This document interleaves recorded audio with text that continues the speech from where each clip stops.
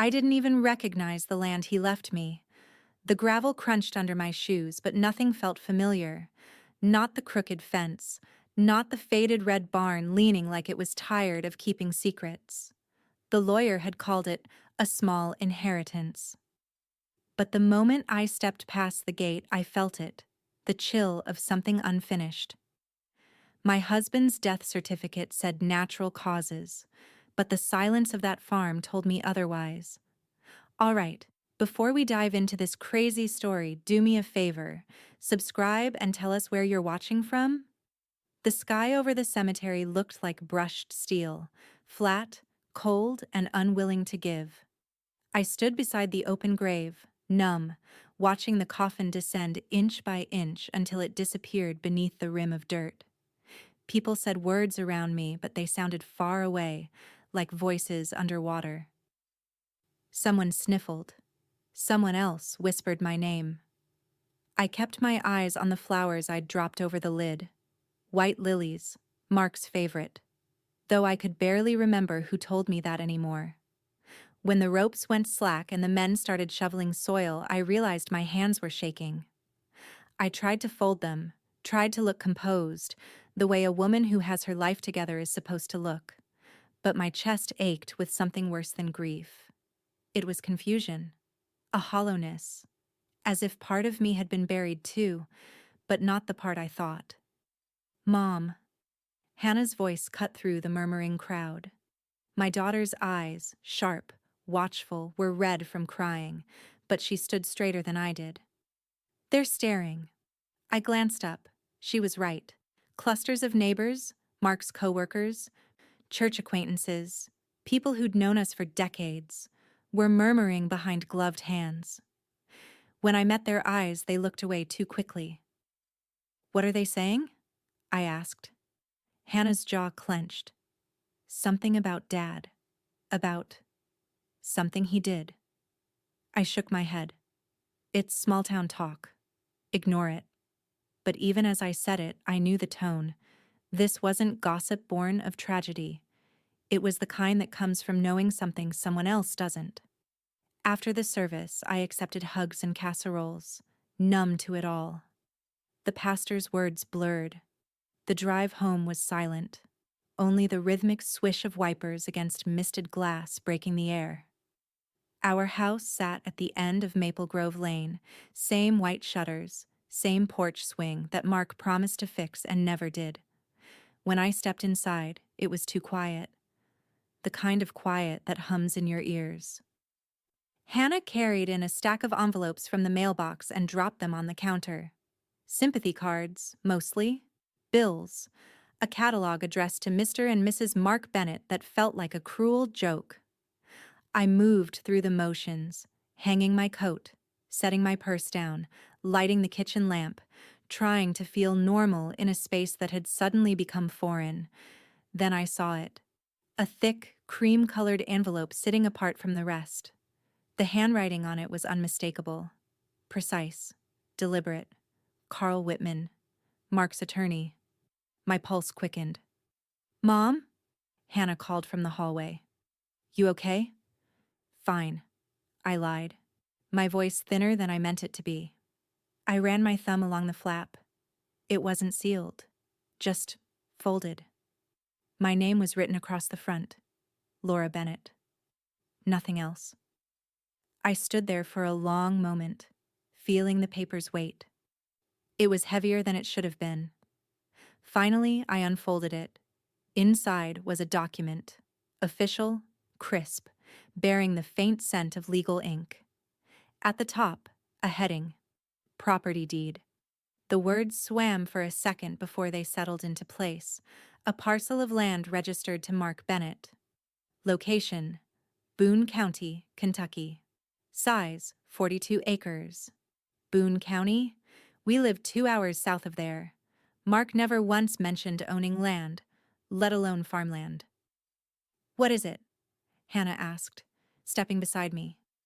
I couldn't speak. I handed it to her, my fingers trembling. She scanned it quickly. "A farm?" "Mom, since when did Dad—" She stopped, her face tightening. "This isn't right."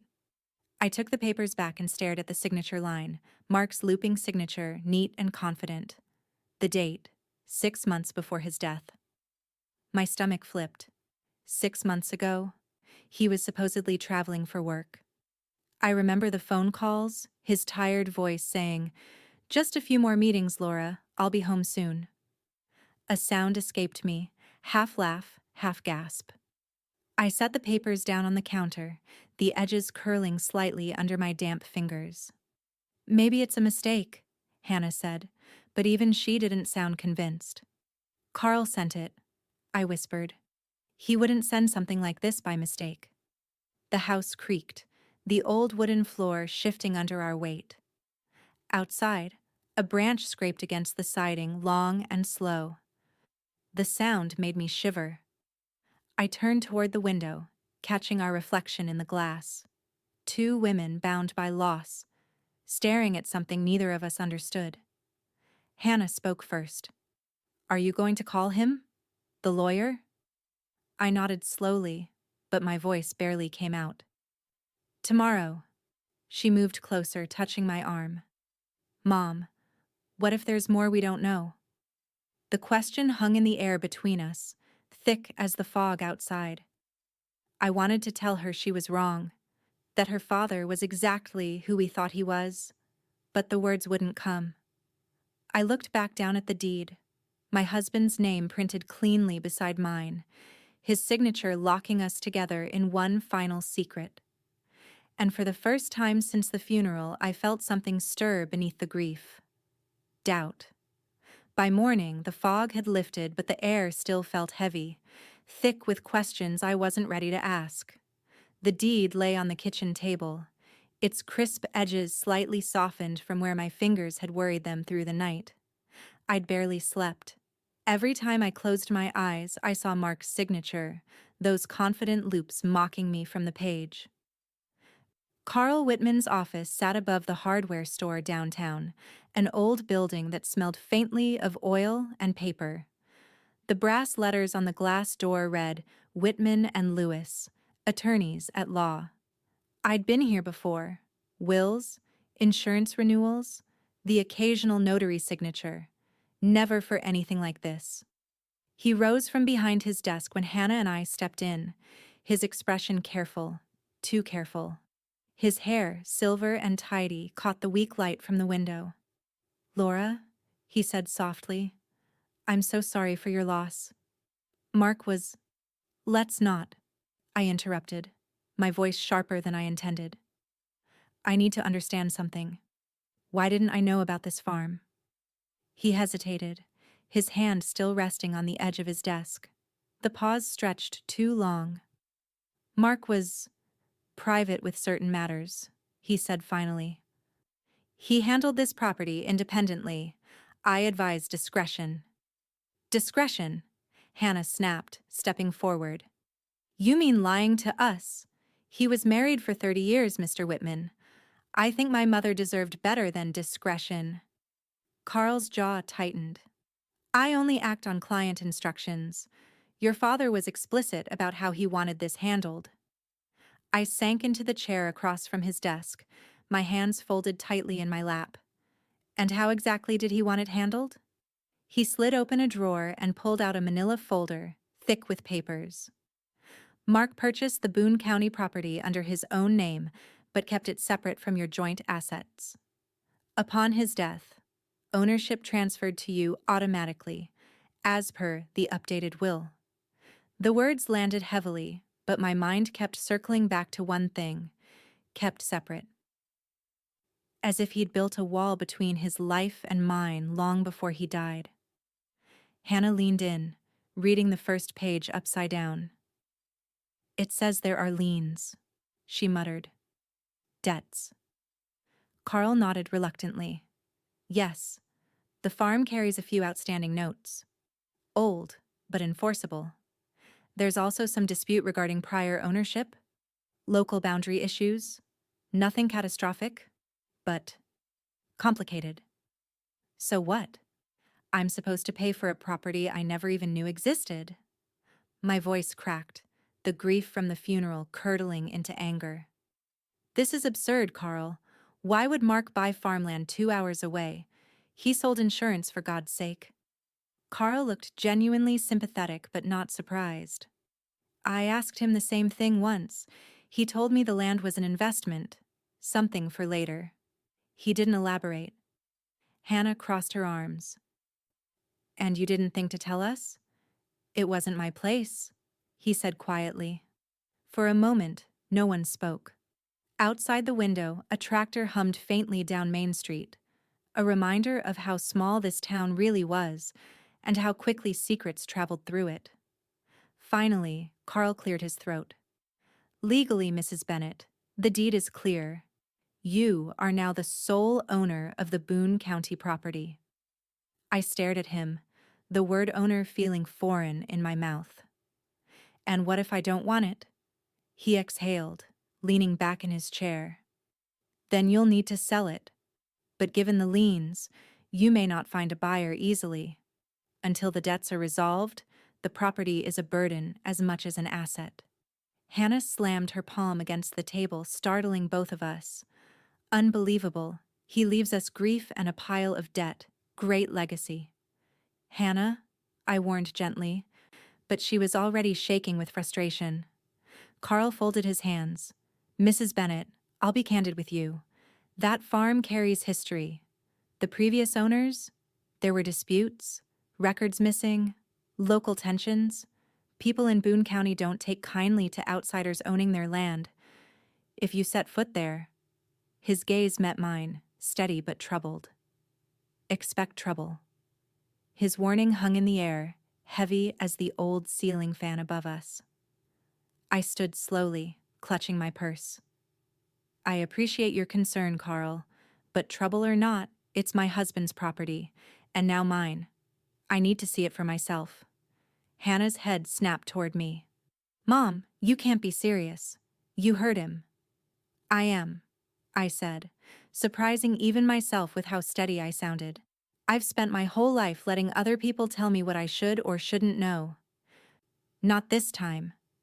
Carl sighed, pushing his glasses up the bridge of his nose. Then at least take someone with you. Sheriff Ridley still oversees that district. He knows the land. I'll handle it, I said. Tomorrow morning.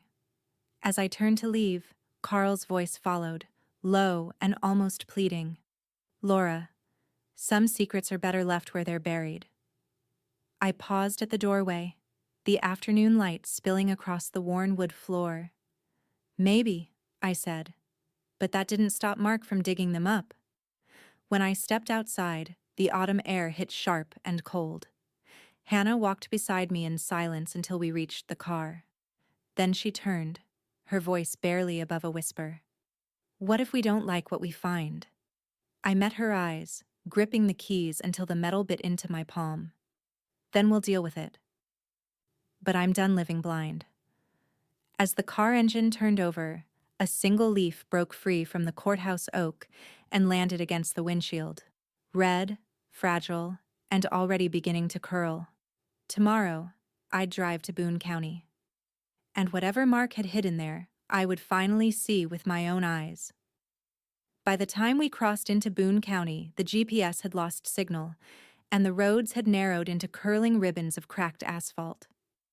Morning sunlight broke through a thin layer of fog, scattering across fields that looked half forgotten. Barbed wire sagging, mailboxes leaning, the occasional weathered barn standing like a ghost. Hannah gripped the steering wheel tighter than she needed to, her knuckles pale. This can't be it, she muttered for the third time. There's nothing out here. It's what the directions said, I replied, scanning the roadside for the numbered marker Carl had given me. My voice was steady, but my stomach wasn't. Each mile deeper into that quiet countryside felt like a step further away from the life I knew. The road ended in a gravel lane that curved sharply left. The sign was almost unreadable, Holloway Farm. The paint faded, the letters carved by time. We turned in slowly, tires crunching on gravel. Weeds brushed the sides of the car, tall enough to scrape the mirrors. When the farmhouse came into view, I sucked in a breath. It was sprawling, larger than I'd imagined, but neglected, its white siding gray with weather and age. The porch sagged slightly in the middle, boards warped and peeling. A rusted weather vane squeaked in the wind, turning lazily above the barn that loomed behind it. Somewhere in the distance, a crow called once, then fell silent. "This place looks abandoned," Hannah whispered. But it wasn't. A dark green pickup sat near the barn, its hood still ticking from the heat of a recent drive. Someone was here. I stepped out of the car, gravel shifting under my heels. The smell hit first. Damp soil, oil, faint traces of hay. The kind of smell that never leaves your clothes once it clings to you. "Hannah, stay here," I said quietly. "Like hell I will," she said, pushing her door open. We rounded the corner of the barn, and that's when I saw her. A woman stood by the open barn doors, wiping her hands on a rag. Her hair, dark and pulled back, was streaked with sweat and dust. She wore a flannel shirt and worn jeans tucked into boots. There was something in her stance. Defensive, grounded, like someone who didn't yield ground easily. Her eyes found mine before either of us spoke. "You don't belong here," she said flatly. No greeting, no question. Her voice was steady but not unkind. It was the kind of tone people use when they've already decided you're a problem. I met her gaze, heart hammering. "This land has my name on it now." Something flickered across her face. Disbelief, then bitterness. She tossed the rag onto a nearby fence post. "Then you don't know what you've inherited." Behind me, Hannah stiffened. "Who are you?" The woman didn't look at her. Her eyes stayed locked on mine. "Grace Holloway." The name struck me, though I couldn't place why until I looked back at the faded sign at the road. Holloway Farm. "This was your family's land," I said quietly. She gave a short, humorless laugh. "Was. Until your husband bought it." The way she said "your husband," like the words tasted sour, sent a chill through me. I tried to steady myself. "Mark never mentioned you. Or this place. I'm sure he didn't." Grace leaned against the doorframe, crossing her arms. "People around here don't talk about things they can't explain. And Mark Bennett." She trailed off, studying me like I was a question she already knew the answer to. "He was good at keeping things buried." The words stung more than they should have. "You knew him?" She hesitated. "Everyone around here knew him, or thought they did." Hannah took a step forward. "We're not here to fight. We just want to understand why my dad bought this land." Grace's gaze softened briefly at the word dad, then hardened again. "Understanding won't change what he did." A breeze swept through the yard, carrying the scent of rain and something older, like smoke trapped in the wood. The farmhouse seemed to groan in the wind, its porch boards creaking faintly. I looked past her toward the open barn doors. Inside, the shadows shifted, tools hanging, bales stacked, a single light bulb swinging lazily from a cord. Everything about the place felt suspended in a kind of waiting. Grace stepped forward, lowering her voice. "If you're smart, you'll turn that car around and drive back to wherever you came from. This land's already taken enough from the Bennetts." My pulse quickened. "Enough what?" She didn't answer. Her gaze flicked toward the farmhouse, then back to me. "Go home, Mrs. Bennett. Some things aren't meant to be found." Hannah grabbed my arm. "Mom, she's threatening you. Let's go." But I couldn't move. The weight of her words, and the strange familiarity in the way she said Bennett, pinned me to the spot. Grace turned her back on us, disappearing into the dimness of the barn. The sound of a door slamming echoed like a warning through the still air. Hannah tugged harder. "Mom, please." I finally let her pull me toward the car, my mind spinning. The farmhouse loomed in the rearview mirror as we backed down the drive, its windows dark, its shape shrinking behind us until it was swallowed by the trees. But as we reached the end of the lane, I saw it again. The sign, Holloway Farm. Only this time, I noticed something scratched faintly beneath the name in the wood, almost hidden under a layer of grime. Two initials, carved roughly but unmistakable, M.B. Mark Bennett. My breath caught. He'd been here, not just on paper, not just in secret. He'd stood on this land, and whatever he left behind wasn't finished with us yet. By the next morning, the image of Grace Holloway's face hadn't left me. Every word she'd spoken echoed like a riddle I couldn't solve. The initials carved into the sign, MB, were burned into my thoughts, haunting even the sound of the coffee maker hissing in my quiet kitchen. I needed answers, and I knew where small-town answers lived, somewhere between coffee cups and gossip. The diner sat on the corner of Main and Elm, the kind of place where everything smelled faintly of bacon grease and burnt coffee. I'd been here 100 times over the years, but that morning, when I pushed open the door, conversation stopped like someone had cut a wire. Heads turned, then turned away. The waitress, Marla, a woman I'd known since Hannah was little, met my eyes just long enough to look guilty. "Morning, Laura," she said softly, her smile brittle. "Coffee?" "Sure," I said, sliding into an empty booth near the window. Hannah followed reluctantly, arms crossed, scanning the room like she could feel every whisper brushing her back. We sat in silence for a while, the low murmur of the other booth starting up again, quieter this time. Marla set two chipped mugs on the table, and I caught snippets of conversation, the words Bennett, farm, trouble, floating just loud enough to sting. Hannah leaned in. "They know something." "I'm starting to think everyone does," I murmured, stirring cream into my coffee though I wasn't going to drink it. The bell above the door jingled, and every sound in the diner shifted. Sheriff Tom Ridley stepped inside, hat in hand, shoulders broad and steady. Time hadn't been kind to him, lines carved deep around his eyes, the weight of old authority hanging from every step. He nodded to Marla, then to a few locals, before his gaze settled on me. "Morning, Laura," he said. "Sheriff."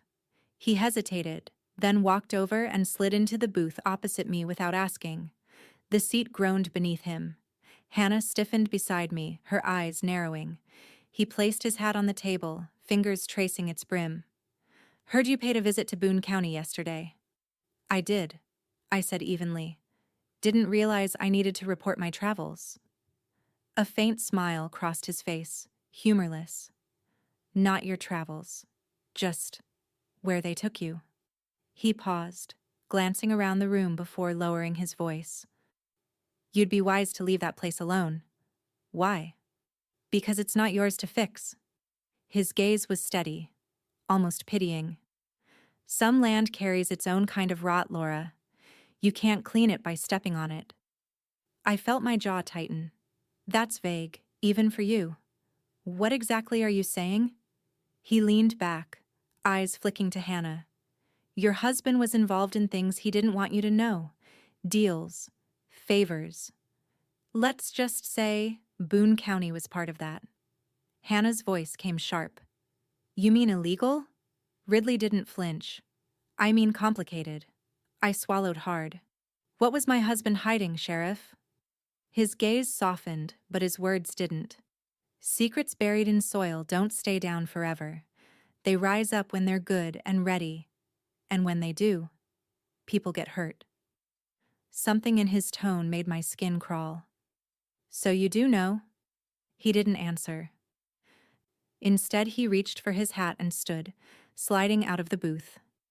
"You've always been a good woman, Laura. Don't let curiosity turn you into something else."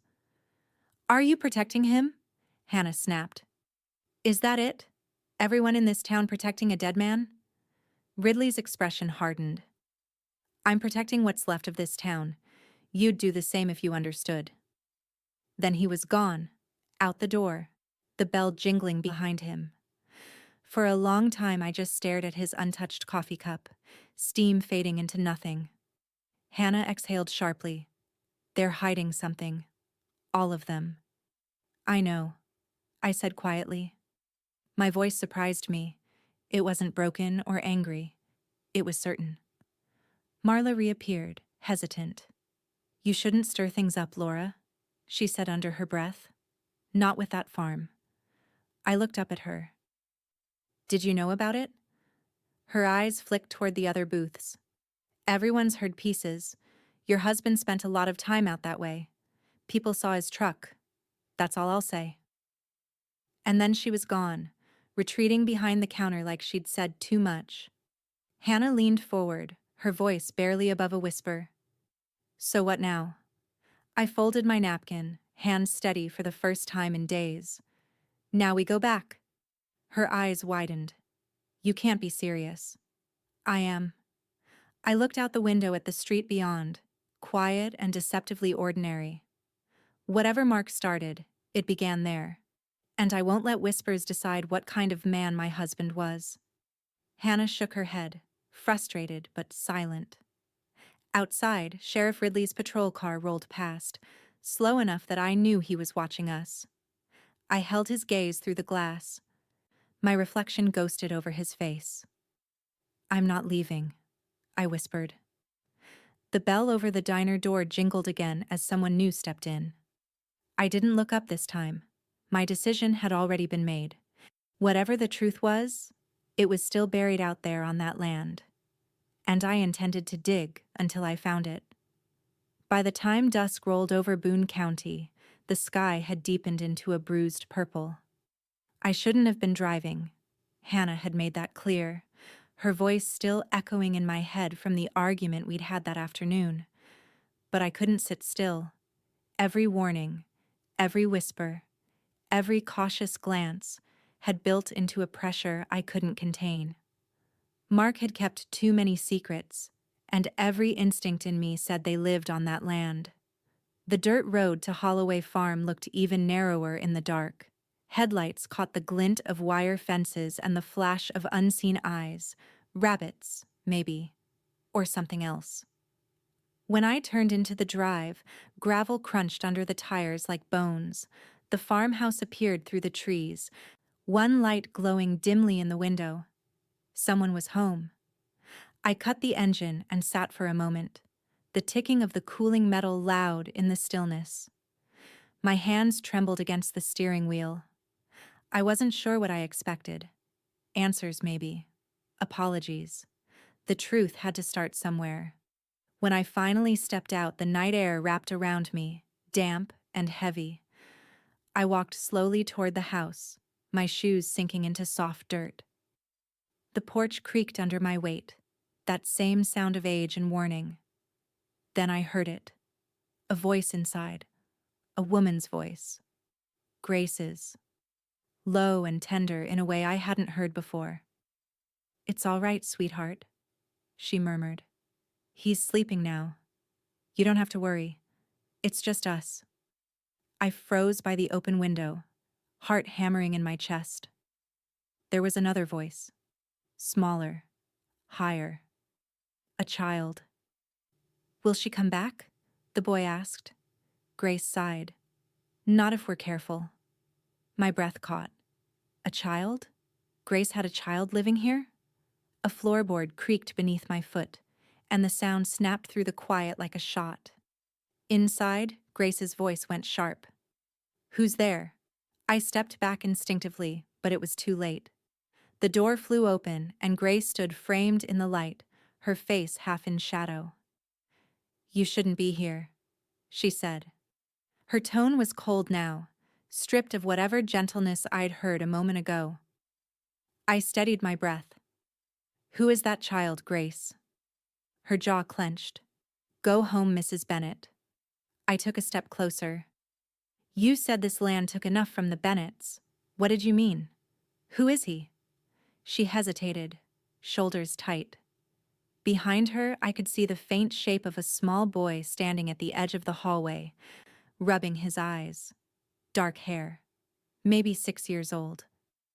Grace followed my gaze, then turned back to me, something fierce flashing in her eyes. He's Mark's son. The words didn't land at first. They just hung there, suspended in the cool night air, until they slammed into me all at once. No, I whispered. That's not possible. Her voice didn't waver. It's the truth. The porch swayed beneath me. The ground tilted. I grabbed the railing to steady myself, but everything inside me was shaking.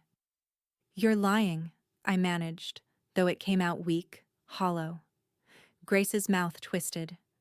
Believe what you want, but that boy in there, he's the reason your husband bought this land. The reason he built that barn. The reason he hid everything from you. I felt my pulse pounding in my throat. How long?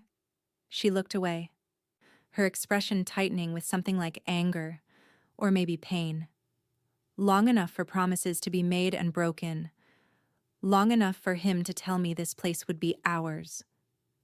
This farm, I said, disbelief twisting through me. Yes, she said softly, for us, not you. For a moment, all I could hear was the distant hum of cicadas, the lonely creak of the barn door swaying in the wind. My husband's name, my husband's life, everything I thought I knew about him, collapsed under the weight of those words. I took a step back, unable to look at her anymore. You're saying he lived 2 lives? Grace didn't answer. She didn't have to. The child, Mark's child, peeked out from behind her leg, eyes wide and frightened. When our gazes met, something inside me broke open. There was a hint of Mark there, in the eyes, the chin, the shape of his mouth. I stumbled down the porch steps, air burning in my lungs. The car felt miles away, my legs barely remembering how to move. Behind me, Grace's voice carried softly through the dark. He meant well, you know, but meaning doesn't fix what's broken. I didn't look back. I couldn't. The truth had found me, and it felt colder than the night air. By the time I reached the car, my hands were trembling so badly I dropped the keys twice before I got the door open. Hannah's voice was still somewhere in my memory, warning me to stay away, to let it go. But I couldn't unhear it now. Mark's son. As I pulled onto the road, headlights cutting through the trees, I caught one last glimpse of the farmhouse in the rearview mirror, Grace standing in the doorway, the boy clutching her hand. And for the first time since the funeral, grief gave way to something sharper. Not sorrow, not fear. Rage. I barely remember the drive home. The headlights blurred into long white streaks, the road a smear beneath me. My vision kept flooding, the world twisting with every mile. When I finally reached the house, I sat in the driveway for what felt like hours, engine running, hands locked around the steering wheel like I could squeeze the truth out of it. The front porch light flicked on. Hannah stood there, arms crossed, her shadow cutting across the siding. I'd texted her nothing, told her nothing, but she knew. She yanked the door open before I could even speak. Where were you? I didn't answer. I just brushed past her, still numb, the smell of the house. Clean soap, Mark's old cologne still faint on the air, hitting me like a blow. Hannah followed close behind. Mom, you can't just disappear like that. I called you. God, I thought. She stopped mid-sentence when she saw my face. What happened? I turned toward her, and the words came out flat, like I was reciting someone else's story. He had another family. Her eyes widened. What? I swallowed hard. A woman. And a little boy. For a heartbeat, silence. Then the crash. Her voice rising, wild and trembling. You're saying Dad had a kid? I nodded once, unable to form anything more.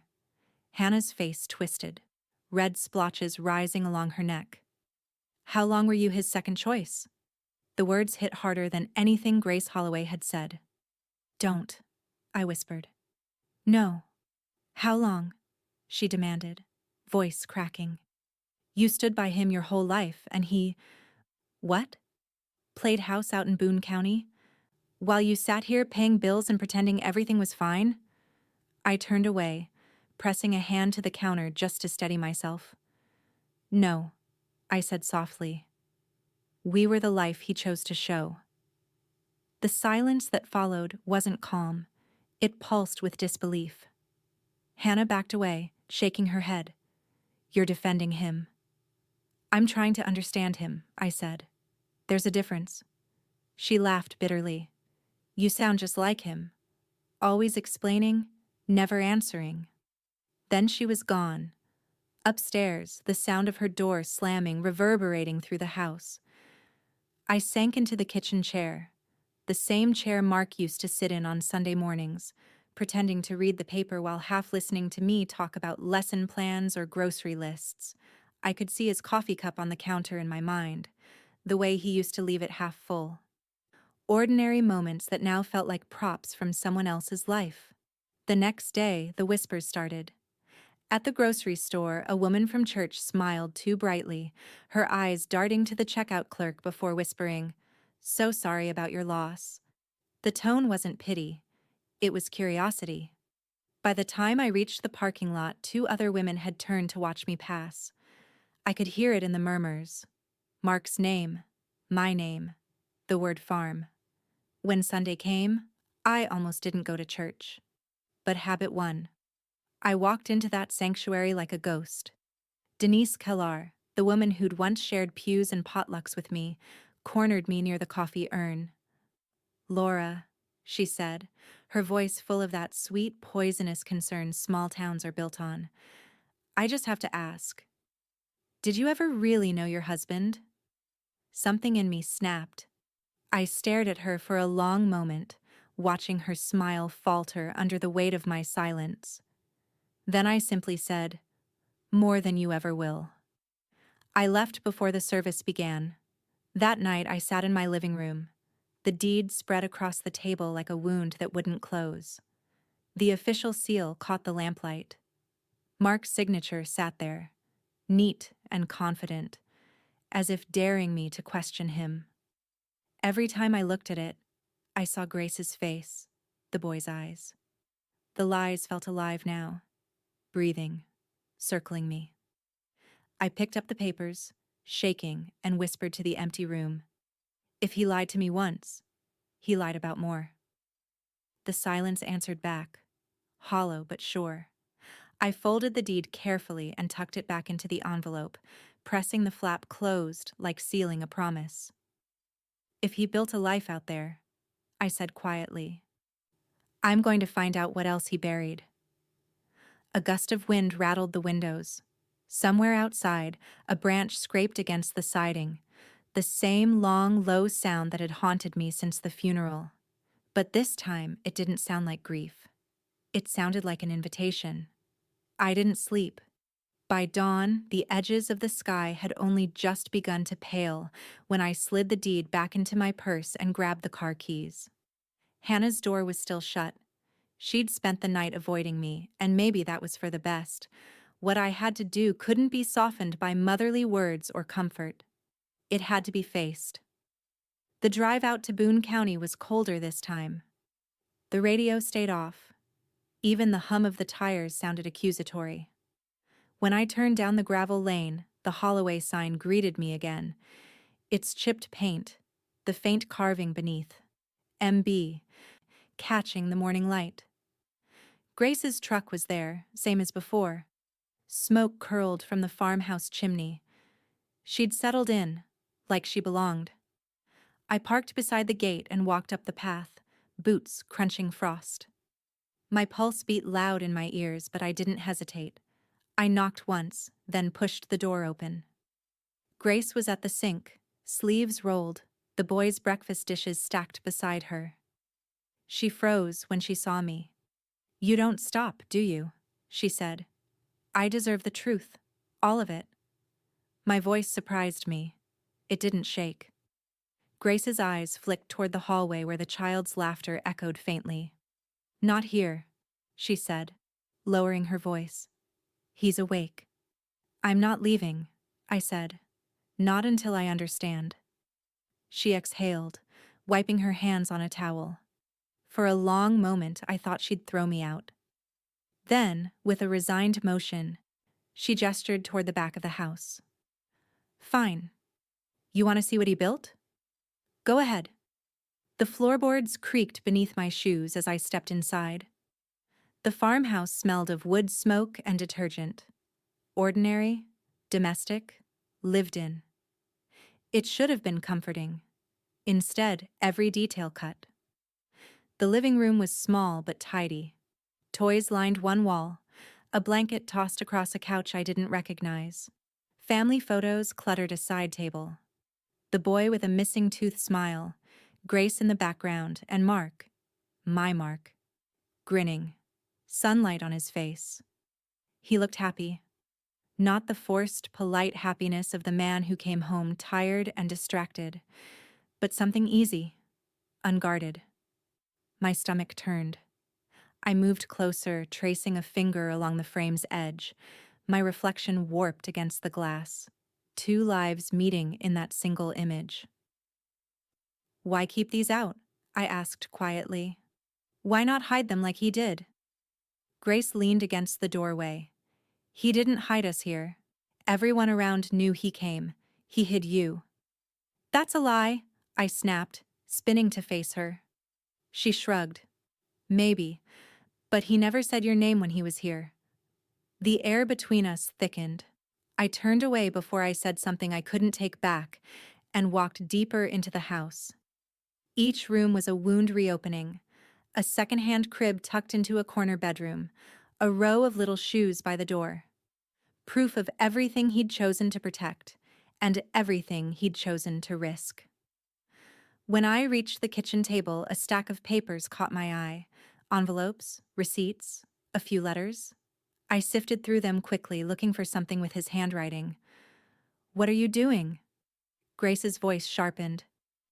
Looking, I said.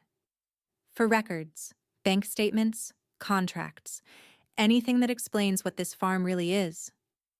This is my home, she said, stepping forward. Don't think you can just take this. I met her glare. The courts won't ask what you think. Her mouth tightened, the color draining from her face. For a moment, I saw fear beneath the anger. Fear that I might actually win. He left this place to me, she said. Not on paper, maybe, but in everything that mattered. Then you should have asked him to make it legal, I replied coldly. Because the paper is what decides now. Something inside her broke then. I saw it in the way her shoulders slumped. She turned away, gripping the counter as if to steady herself. You think taking this land will make you understand him? She said, without looking back. It won't. You'll just end up buried in the same lies. Her words lingered like smoke as I gathered the scattered papers and slipped one into my purse. A ledger page marked with Mark's handwriting, a list of names and dollar amounts. I'll find out what he was doing, I said, heading for the door. And when I do, you'll wish you'd told me first. Grace didn't answer. The boy's laughter echoed faintly again from the back room, innocent and bright against the heavy air. Outside, the wind had picked up, carrying the scent of rain and something metallic. I paused at the porch steps, looking back at the house, the life Mark had built without me. For a moment, I almost pitied her. Almost. Then I saw my reflection in the window, ghost-like against the glass, and remembered whose name was on the deed. I stepped off the porch, the ledger burning in my purse like contraband, and walked to the car. Whatever truth Grace thought she was protecting, it was mine now to uncover. The ledger page lay on my kitchen table like a live wire. Mark's handwriting stared back at me. Names, numbers, a few circled initials that meant nothing and everything all at once. Every instinct I had as a teacher, a mother, a wife, screamed that this wasn't business as usual. It was deception organized in ink. By mid-morning, Hannah had come downstairs, her hair still damp from a shower, eyes wary. You went back, she said flatly. I did. She spotted the paper immediately. What's that? Proof, I said. Of something. I don't know what yet. Her jaw tightened. You really think digging into this is going to make any of it easier? No, I said. But I'm not letting him write my story. 2. She didn't argue this time, she just grabbed her coat. Then I'm coming with you. The sheriff's office sat tucked behind the courthouse, a squat brick building with a faded American flag out front. As soon as we walked in, the air shifted. Deputies paused their conversations. Papers rustled louder than they needed to. Boone County was small enough that everyone already knew who I was and what name had started circling again through town. Ridley appeared from his office, one hand resting on the doorframe. Laura, he said slowly, you just don't know when to quit, do you? Not when it's my husband's mess, I said. He looked at Hannah, then back at me. Come inside. The office was dim, blinds half closed against the late afternoon glare. The smell of stale coffee clung to everything.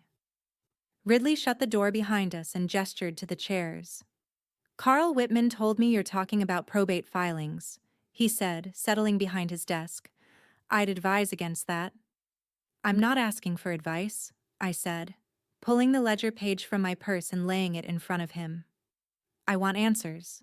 These names, these transactions, what do they mean? His eyes flicked over the page once, then again. The change in his expression was subtle, but I caught it. A tightening around the mouth, a flicker of recognition he didn't hide fast enough. Where'd you get this? Doesn't matter, I said. He leaned back in his chair, the leather creaking. Digging deeper means exposing things that ruin reputations, Laura, not just your husband's. My husband's reputation died with him, I said evenly. Mine's still on the line. The words landed harder than I expected. Ridley's jaw worked as if he were chewing over something he couldn't swallow. Your husband did business with people who expect their privacy, he said finally. And that land you're fighting over, it's not just dirt, it's leverage.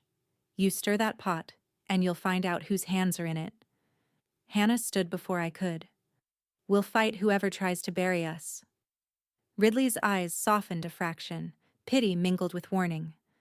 You don't know how many hands your husband shook, girl, or how high up they reached. A chill settled over the room. I thought of the hollowed barns, the missing paperwork, the way the whole town seemed to turn its eyes away at once. You knew, I said quietly. You knew something about this all along. He didn't deny it. I know enough to tell you to walk away. I can't, I said. Not now. Ridley rose slowly, hat in hand, his shadow stretching across the desk. You're a good woman, Laura. But good people get hurt when they try to clean up other folks' sins. I stood too, folding the ledger page back into my purse. Then maybe it's time this town stopped pretending sin doesn't live here. For a heartbeat, we just stared at each other, two people caught in a web spun by a man no longer alive to answer for it. When I turned for the door, he said my name again, lower this time. If you file those papers, you'll drag more than your husband's name into court. I've already been dragged, I said without turning back. Now I'm standing. Outside, the courthouse steps gleamed under the late-day sun, the marble bright and cold.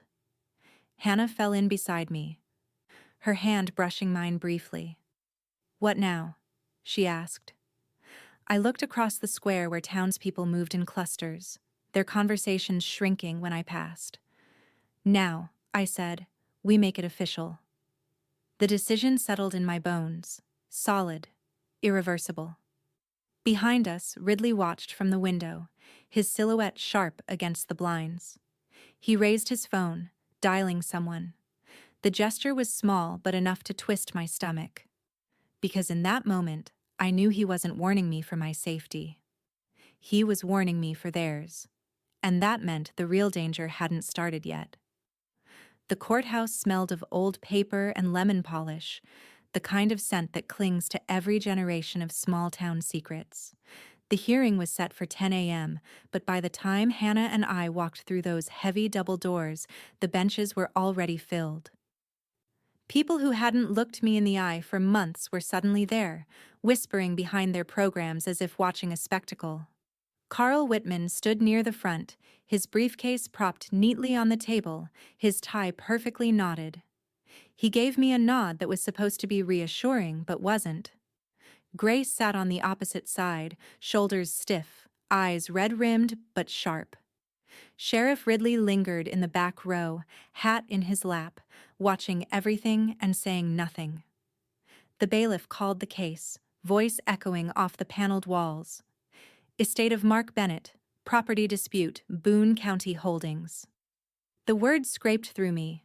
My husband's name didn't sound like his anymore. It sounded like a headline. Carl rose first, clearing his throat.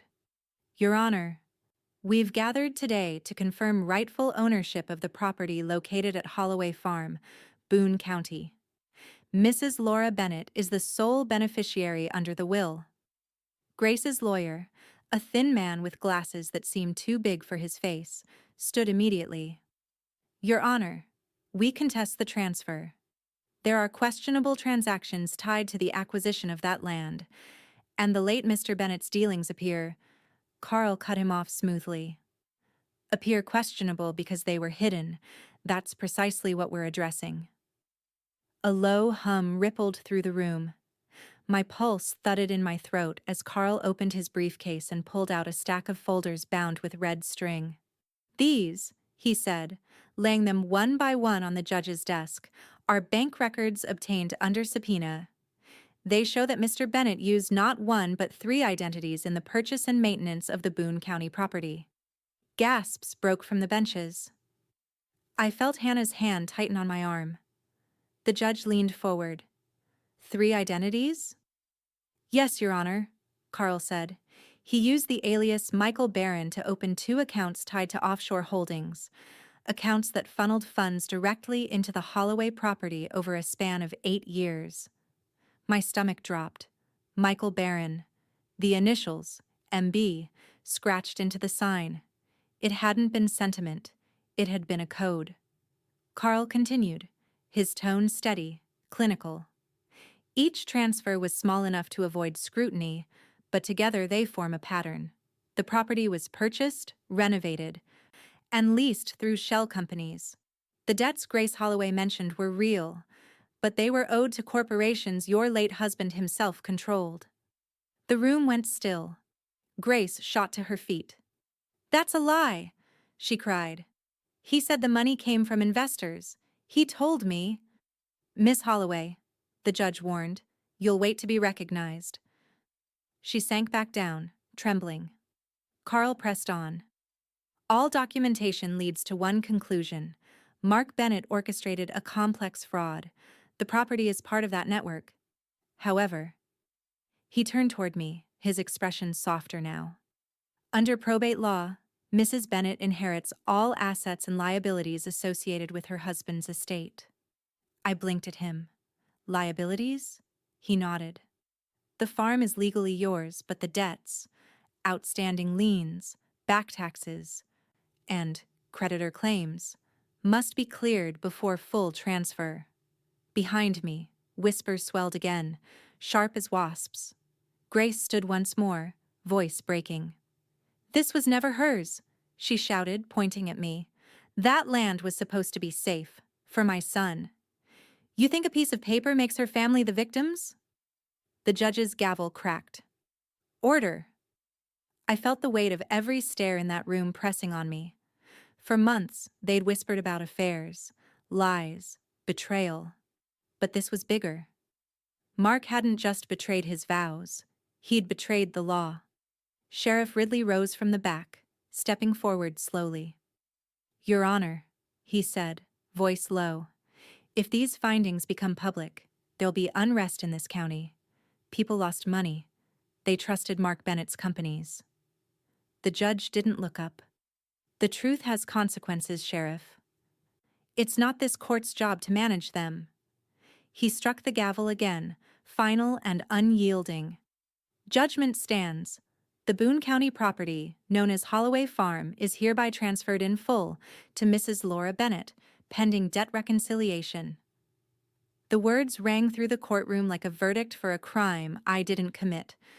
Grace buried her face in her hands, sobbing. Ridley's jaw tightened, his knuckles white around his hat brim.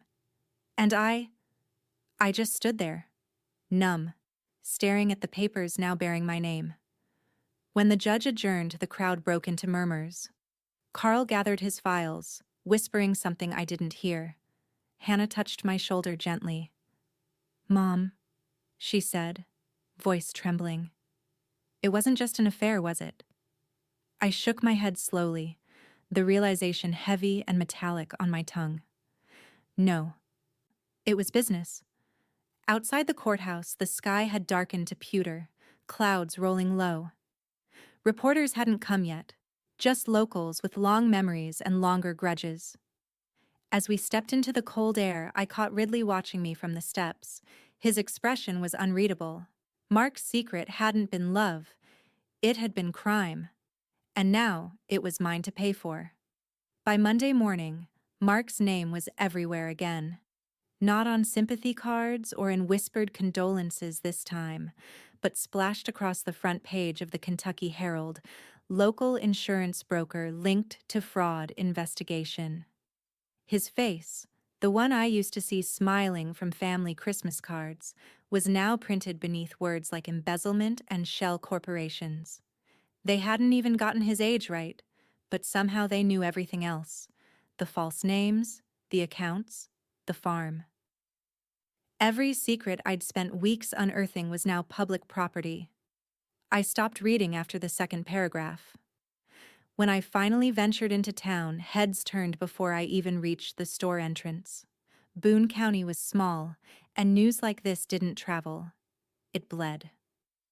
Inside the grocery store, the buzz hit me before the chill of the air conditioning did. Two cashiers stopped bagging produce as I passed. An old farmer I'd known since high school muttered something under his breath that I didn't catch, but the word thief hissed through the aisle like steam. I reached for a carton of milk, trying to ignore it. My hands were steady, but my chest felt like glass. Then a woman's voice cut through the murmur. "He stole from us to buy that land." The words hung there. I turned and saw Mrs. Dalton from the feed store, arms crossed, face flushed with righteous fury. "My husband lost his savings when Mark's company folded," she said loudly, so everyone could hear. "You're still living off it? That farm, those acres, that's our money." I wanted to tell her she was wrong, that I didn't even understand what I owned anymore, but my throat closed around the words. Hannah stepped between us, her voice low but firm. "You've said enough, Mrs. Dalton." "She's the widow," Dalton shot back. "The papers say everything's in her name now, so don't tell me she's innocent." People were watching, not stepping in, just waiting to see if I'd break. I didn't. I simply turned, set the milk back on the shelf, and walked out. The automatic doors sighed shut behind us. Outside, Hannah's hands were shaking as she reached for the car keys.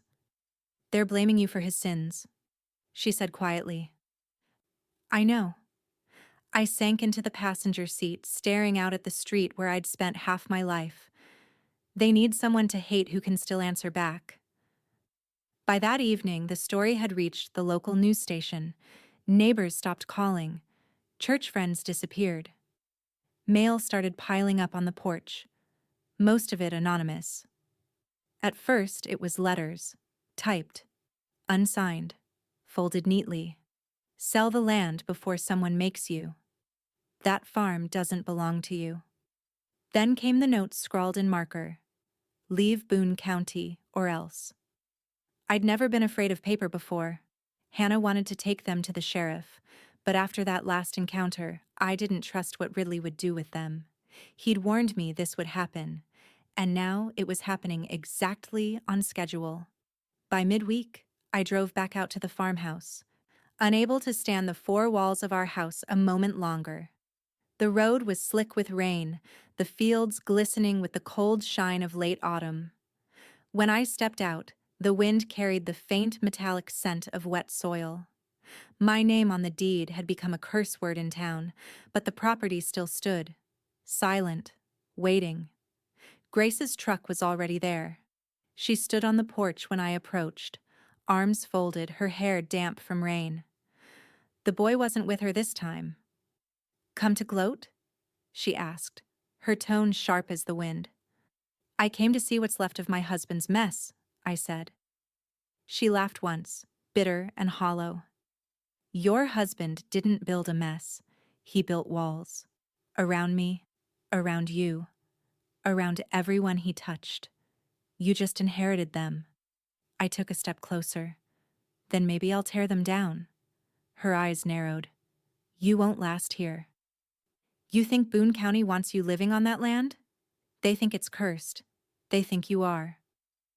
The word cursed lingered between us, carried by the rain. I met her stare. "Let them think what they want." Grace took a slow step forward until we were nearly face to face. "You don't understand, Laura.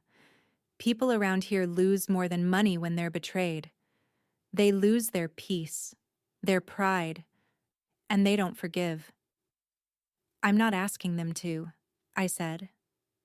My voice was steady now, even as my hands trembled at my sides. Her expression softened for a fraction of a second, almost pitying.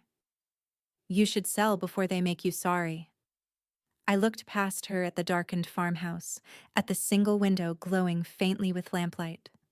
"I'm not selling." "Then you'll regret it," she whispered. I turned to leave, my shoes sinking into the wet gravel. "Watch me." Her silence followed me all the way back to the car. As I started the engine, headlights reflected off the mailbox at the end of the lane, another envelope wedged inside, soaked from the rain. I didn't open it right away.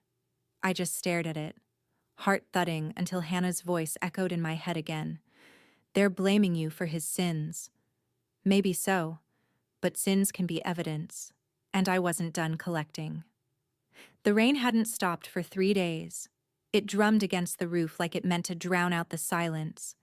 Every room in the house smelled faintly of damp paper and old coffee. My kitchen table, once where lesson plans and grocery lists lived, was now buried under boxes of Mark's files, bank statements, tax returns, contracts. All the detritus of a man who'd built 2 lives and left me holding both. I sat there with my reading glasses slipping down my nose, circling numbers I didn't understand, feeling the weight of every zero. The ledger from the farmhouse lay open beside them. Names, company logos, signatures that looked official enough to be dangerous. Hannah hovered in the doorway, arms folded, watching me like she didn't know if she should comfort me or call someone. "You haven't eaten all day?" she said. "I'm fine," I lied. "You're chasing ghosts, Mom. Maybe it's time to let someone else handle it." "Who?" I looked up. "The sheriff who already knew? The neighbors who think I deserve this?" She didn't answer. I reached for the next folder. Contracts printed on thick paper, notarized, stamped. Holloway Leasing Conan appeared again and again, though every document listed a different mailing address. One in Lexington, one in Cincinnati, one that didn't exist at all. That's when I saw the name, Dalton Agricultural Credit Union. I froze. Mrs. Dalton's husband, the same one who'd shouted at me in the grocery store. I drove there the next morning before I could talk myself out of it. The office sat behind the grain silos, just 2 rooms and a counter that smelled of burnt coffee and fertilizer. Mr. Dalton looked up from his desk, his face hardening the moment he saw me. "Mrs. Bennett." "I need to ask you something," I said. He didn't invite me to sit. "About what?" "Your husband's mess?" "Yes," I said simply. "I found contracts with your credit union's name on them. He used the farm as collateral, didn't he?" Dalton's jaw tightened. "You already know the answer." "I need to hear it from you." He sighed, leaning back in his chair. "Your husband took out 3 loans over the years, used different shell companies each time, Same property tied to all of them. When the payments stopped, the liens stacked. By the time he died, the debt was buried under so many false signatures, no one could tell who owed who. So that's why everyone's after me, I said quietly. Because the paperwork says I own the problem. Dalton nodded once. You could lose everything, Mrs. Bennett. The liens extend beyond the farm now. His business, your house, maybe even your pension. Hannah, who'd insisted on coming with me, went pale. You're saying she could lose everything my dad built? No, I said before he could. Everything he hid. There's a difference. Dalton looked away. Sell the farm while you still can. People are offering. Take the loss and walk away. I met his eyes. I won't pay for his mistakes quietly. His expression didn't change, but something in it softened, like he understood and pitied me at the same time. You sound just like him, he said. He thought he could outsmart the system too. When we left, the sky was low and gray. Hannah slammed the car door, shaking. He used our house, Mom. We could lose everything. I took a long breath, steadying my voice. Not if I find the rest of what he was doing first. Not if I make it public. She turned toward me, incredulous. Public? After everything they're saying about you? Let them talk, I said. It's what they do best. That night, I stayed up sorting through the boxes again. Old invoices, payment slips, ledgers half filled with Mark's handwriting. There was a rhythm to the fraud, I could feel it. Something that didn't quite line up, a missing link between the farm and the companies. Outside, a car passed slow along the road. Headlights swept across the window, then vanished. When I looked back down, a single document near the bottom caught my eye. An unsigned letter addressed to Sheriff Thomas Ridley, dated 3 months before Mark's death. No return address. Just a few words written in Mark's familiar scrawl. You said it would be handled. If it isn't, we both burn. My breath caught. He hadn't just been tangled in debt. He'd been making deals to survive it. And if Ridley was part of that, then none of this was about money anymore. The letter to Sheriff Ridley haunted me through the night. I must have read it 50 times, tracing the indentation of Mark's pen strokes like they could tell me what kind of man I'd married. You said it would be handled. The sentence sat heavy in my head long after the lamp went dark. By morning, the house felt smaller. The air had that charged stillness right before a storm, though the sky was clear. Hannah was already at the table, coffee untouched, scrolling through local news on her phone. They're saying the state might reopen the investigation, she said quietly, because of the sheriff. I poured coffee just to have something to hold. Good. Maybe that's what he deserves. A knock at the door cut through the silence. It wasn't tentative. It was sharp. 3 hard raps that made my stomach tighten. Grace Holloway stood on the porch. Her hair was pulled back tight, her clothes dusty. Her expression stripped of the cold superiority she'd worn before. This was a different Grace. Nervous, almost trembling beneath the surface. You don't understand, she said before I could speak. He promised this land to us. Hannah appeared behind me instantly, her tone sharp. You need to leave. Grace ignored her, eyes locked on me. He said it was for our family, for our son. He told me once he'd put my name on the papers, but he died before he could fix it. I didn't answer. I could still see that little boy's face, the same eyes that mirrored Mark's. Grace stepped closer, voice cracking. It's my son's legacy, Laura. He's all I have left of Mark. Please, just give us a share of the property. You can keep the rest. You don't even want it. For a moment, I almost faltered. The bitterness that had hardened inside me after weeks of lies softened just enough for guilt to slip through. He promised a lot of things, I said finally. But he didn't leave anything for you. Not legally. Tears welled in her eyes, but anger rose with them. You think paper makes it right? You think the law cares about what he said in my kitchen at midnight? About the years I gave him? Behind me, Hannah's voice cut through the emotion like a blade. We owe you nothing. Grace's head snapped toward her, eyes narrowing. Careful, girl. You're young. You don't know how far desperation can go. The threat was soft, almost whispered, but it hit the air like a spark. I stepped between them. Grace, I'm sorry for what he did to you, but don't come to my door again asking for something that isn't yours. She shook her head slowly, her voice trembling with something darker than grief. You think you've won because your name's on a deed, but this land doesn't want you. It knows who it belongs to. The words crawled under my skin, colder than the morning air. Then, softer. If you don't give us something, you'll regret it. For a heartbeat, we just stood there, the silence stretching between us until Hannah stepped forward and slammed the door. Grace's footsteps retreated down the porch, slow and deliberate. I didn't move until I heard her truck start, the engine roaring to life and fading down the road. Hannah turned on me. Why didn't you call the sheriff? Because I don't trust him, I said. And she's not wrong about one thing. This land's a curse. But it's my curse now. The rest of the day passed in uneasy quiet. I sorted papers just to keep my hands busy, though my mind replayed Grace's words on a loop. Every creak of the floorboards made me flinch. By evening, I'd convinced myself it was over, but when I stepped outside to get the mail, the air felt different. Too still, too deliberate. The gravel crunched wrong beneath my shoes. Then I saw them. All 4 tires on my car, slashed clean through. Rubber curled outward like peeled skin. My breath came short, sharp.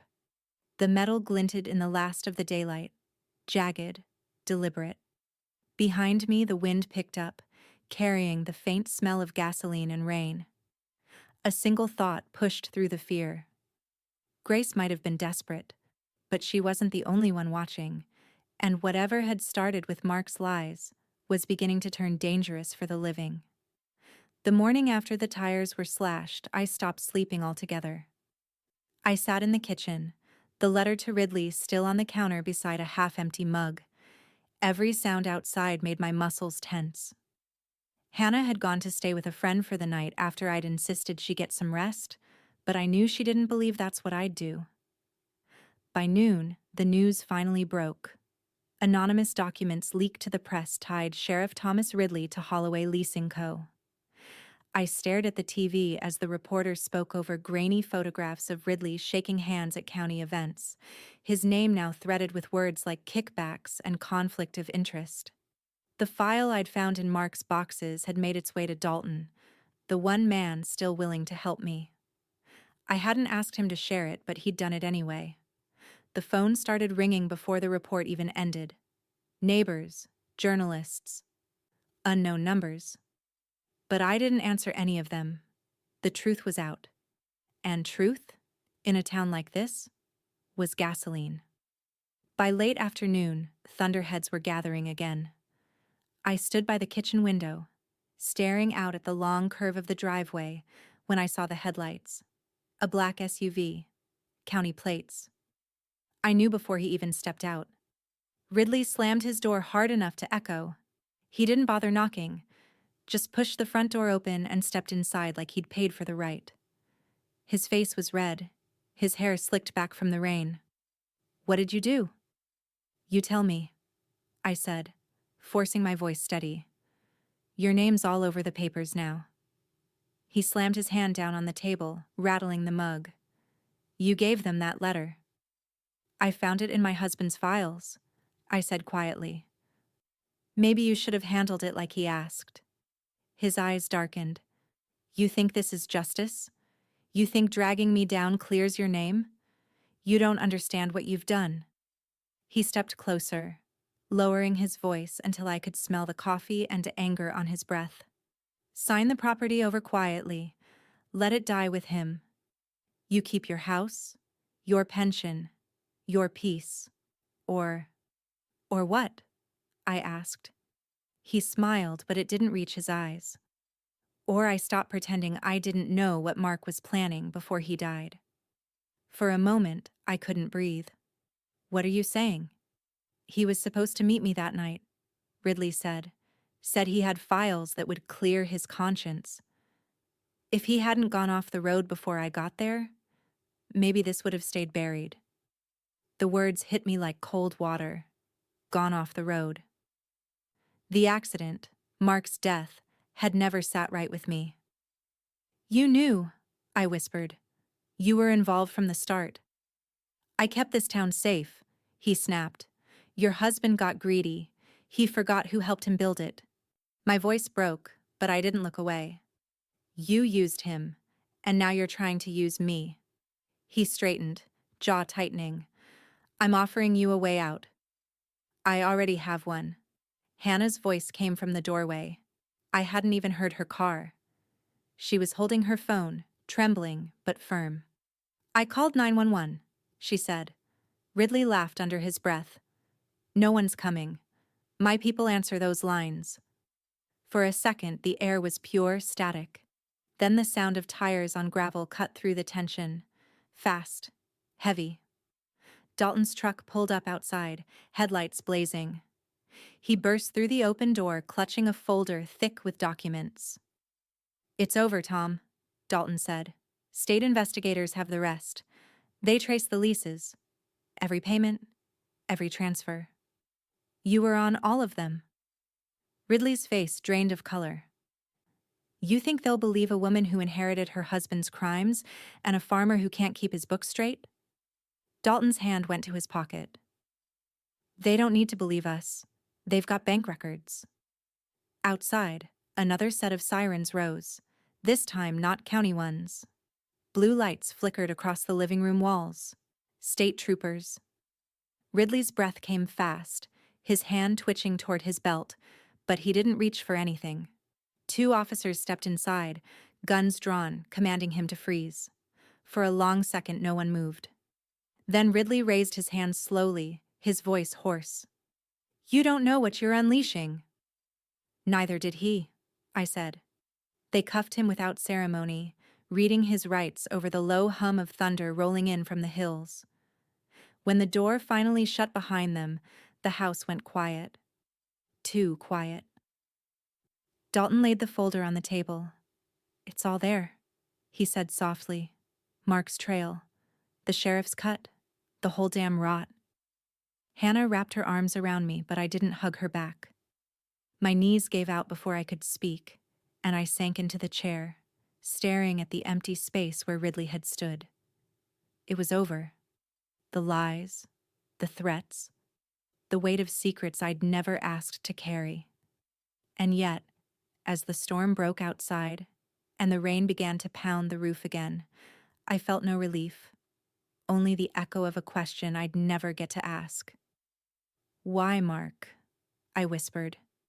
No answer came, only the hollow sound of thunder and the faint tick of the kitchen clock, counting the seconds between justice and whatever came after.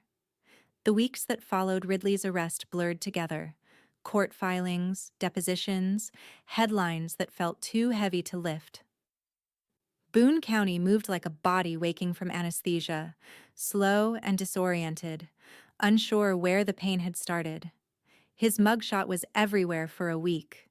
Then, as quickly as it had come, the noise faded. The town stopped whispering about Mark Bennett and started whispering about Thomas Ridley instead. His downfall gave them someone else to blame, someone else to fear. But even after the world moved on, I couldn't. The house felt quieter without the weight of suspicion pressing in, but quiet didn't mean peace. One afternoon, Hannah found me in the kitchen, sorting through another stack of papers. This time, the final settlement notices. The debts were cleared, the property legally mine. Yet every signature, every notarized page still felt like a gravestone. You can stop now, Mom, she said gently. It's over. I nodded, but I didn't mean it. Things like this don't end. They just change shape. Outside, the winter light was soft and gold. the kind that makes even broken things look holy. I decided to drive out to the farmhouse one last time. Grace was already there when I arrived. She stood by the fence, her hands stuffed in her jacket pockets, shoulders hunched against the wind. The boy wasn't with her. For a long moment, neither of us moved.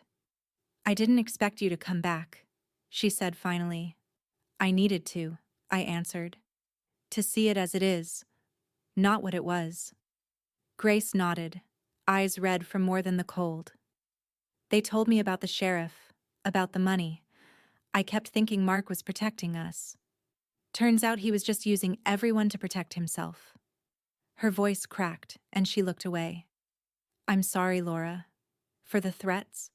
For everything." I was angry and stupid and scared. I believed her. Maybe because I was tired of not believing anyone. I reached into my bag and pulled out an envelope. "There's something you should have." She hesitated before taking it. Inside were the documents for a small trust, modest but real, funded from what was left of Mark's remaining accounts after the debts had been paid. "It's for your son," I said.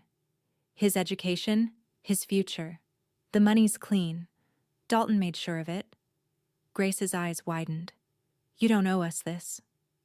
"No," I said softly, "but I'm the only one left who can make it right." She held the envelope like it might burn her fingers.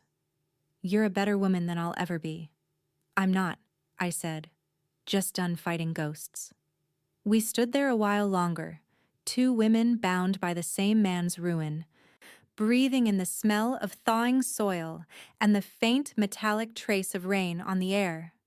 When she finally drove away, her taillights flickered through the trees until they vanished completely.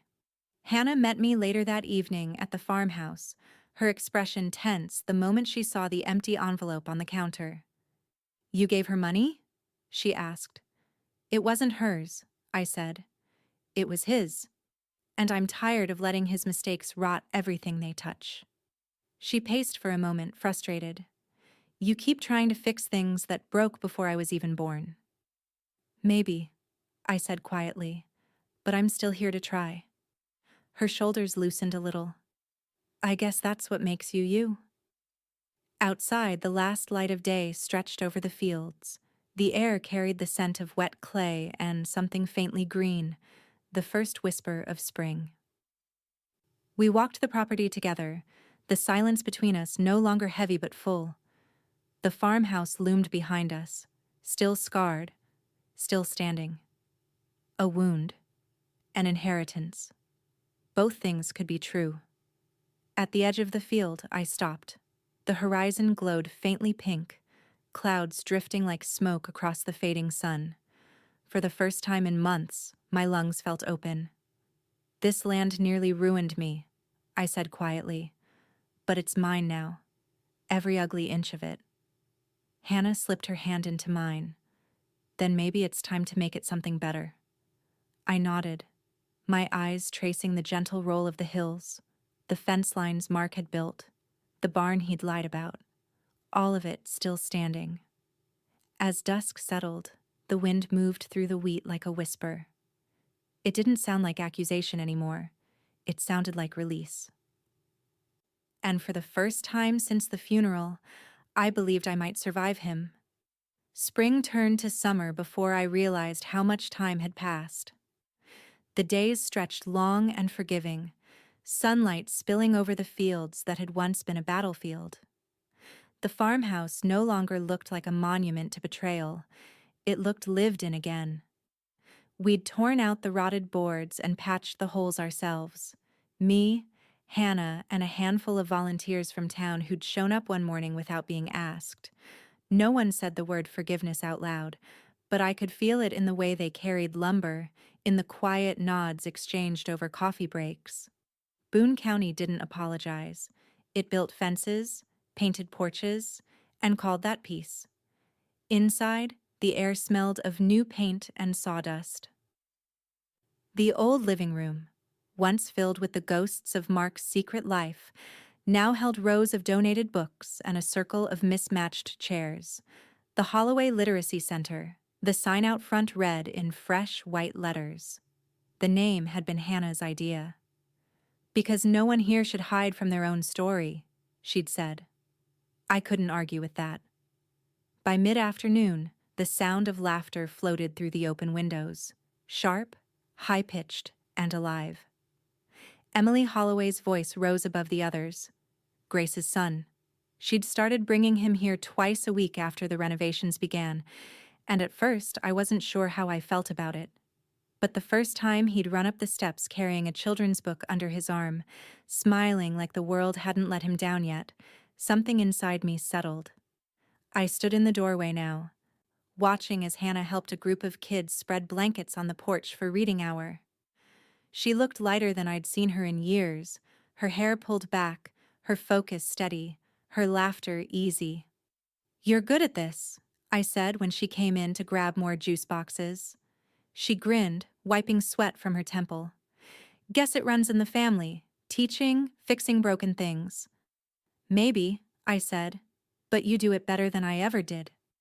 She rolled her eyes but smiled as she disappeared back outside. Through the window, I could see Grace leaning against the fence, her arms crossed as she watched Emily chase another boy across the yard.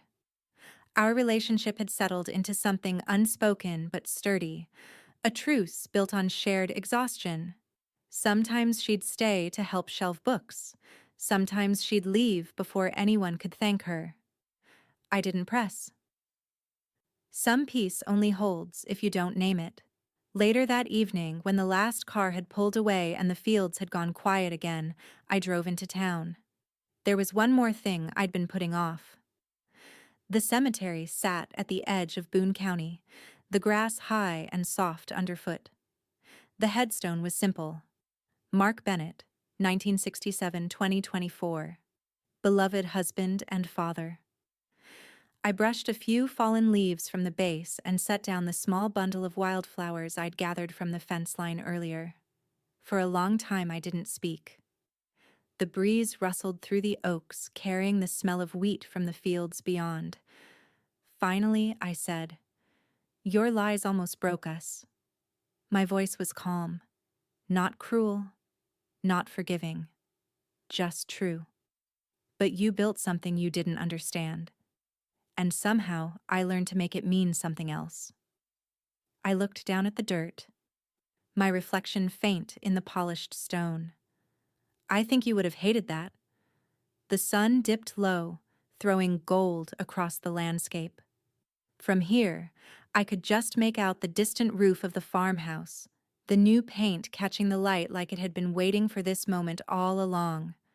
That land had been Mark's secret, his monument to deceit.